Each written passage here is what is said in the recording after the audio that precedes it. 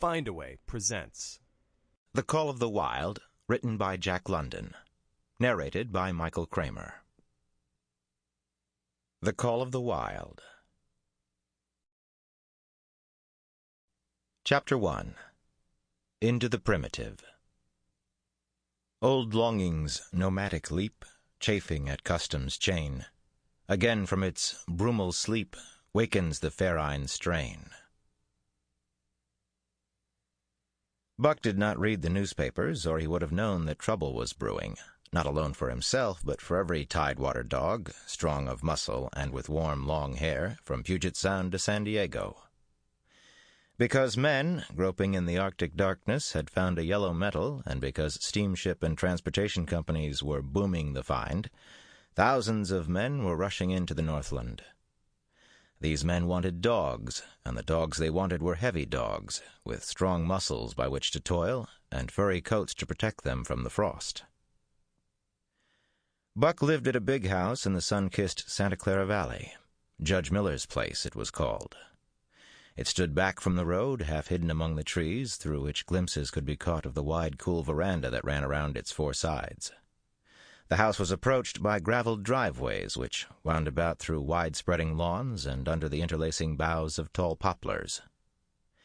At the rear, things were on an even more spacious scale than at the front. There were great stables, where a dozen grooms and boys held forth, rows of vine-clad servants' cottages, an endless and orderly array of outhouses, long grape arbors, green pastures, orchards, and berry patches. Then there was the pumping plant for the artesian well and the big cement tank where Judge Miller's boys took their morning plunge and kept cool in the hot afternoon.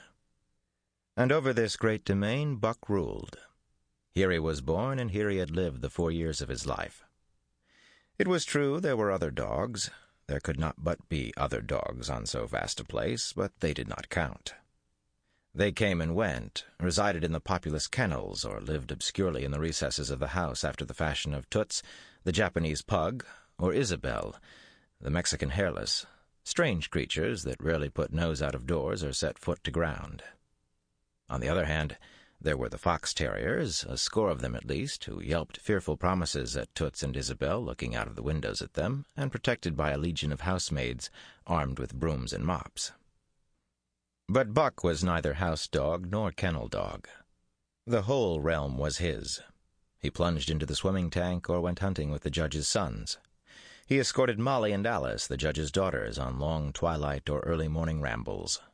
On wintry nights he lay at the judge's feet before the roaring library fire. Sample complete. Ready to continue?